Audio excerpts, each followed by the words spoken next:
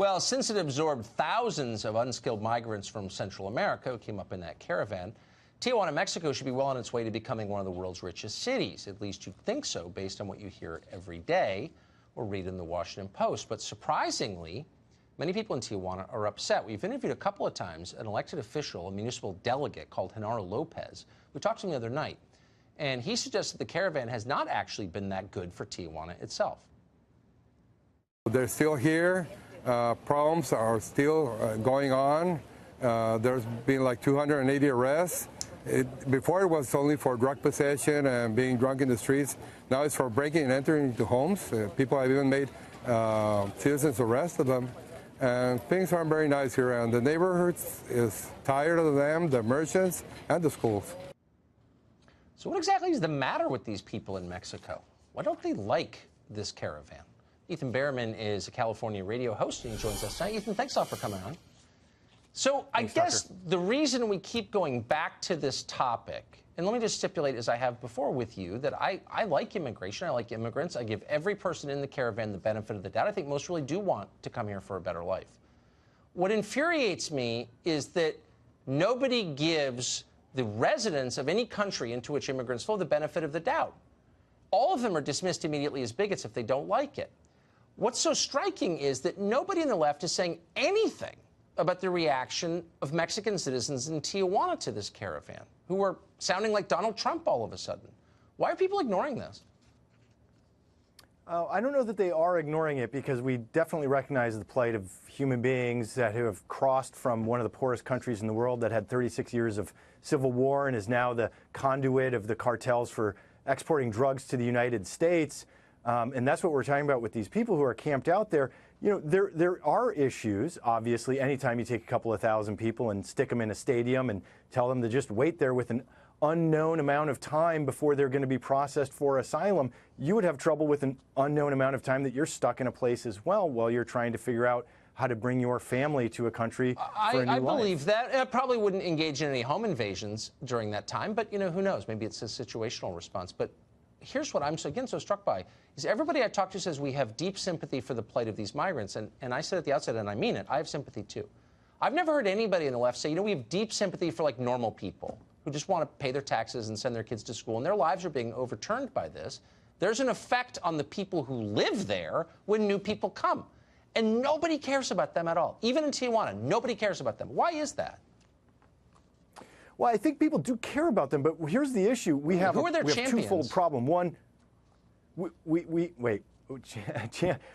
have a problem of governments failing, both Mexican and U.S. governments failing to deal with this human refugee crisis, and then the people are stuck with that problem in the local community, especially in places like Tijuana. And on top of it all, yeah, we always have a problem with the other. There are deep-seated issues of implicit bias of people of a different economic it's the status. Other. What you're saying is the people of Tijuana are bigots. And before we reach that conclusion, I think it's fair to look at the facts. So there is at least one school in Tijuana that's been closed for 3 weeks because they can't open. People want to send their kids to school in Tijuana, in any place. There's trash all over the streets. It's super expensive, and there's been a crime spree. So all I want from you and from everyone on the left is an acknowledgement that there are real concerns that are not rooted in bigotry, but that are rational, and it's fair to be upset about this. But no one will give the benefit of the doubt to normal people, ever. Why?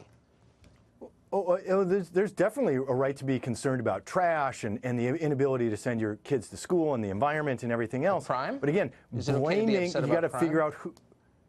Yeah, of course you can be upset. You should be upset about crime, and that is a problem. But you have to look at what the causes are and who's responsible for what is actually happening. You're taking people who have a problem with getting food. 67% of people from Guatemala have an inability to have regular access to food. They have extreme poverty. They're still dealing with the aftermath of a 36-year civil war. They're still dealing with the aftermath of the United Fruit Company that the United States sent down there and created the idea of a banana republic. Fruit Company. I mean, look, it was a tough company. Yes, we did that. That's the term banana republic, Tucker. Okay, but again, I see all these religious figures, very self-righteous religious figures, show up and say, we're on the side of the migrants. Why do I never see anybody show up and say, we're on the side of just the normal people of Tijuana who aren't rich and have prosaic concerns like the rest of us. Why does no one on the left ever go up and say, we're going to stand up for you? Well, I'm not sure I have a good answer for you there, because the government and the way the system is set up is for the citizens that are there in places like Tijuana or here in the United States. And we're talking about a refugee crisis that's happening, an asylum crisis. These are of human beings and children. We just had the 7-year-old who died crossing over in New Mexico because of the desert. But I mean, what about... So we have a responsibility. I guess, but we also have a responsibility to the people who already live in Tijuana and already live in this country, and they feel like no one cares about them, and that's why they elected Donald Trump. So, like, someone should care about them, or else they're going to get madder, don't you think?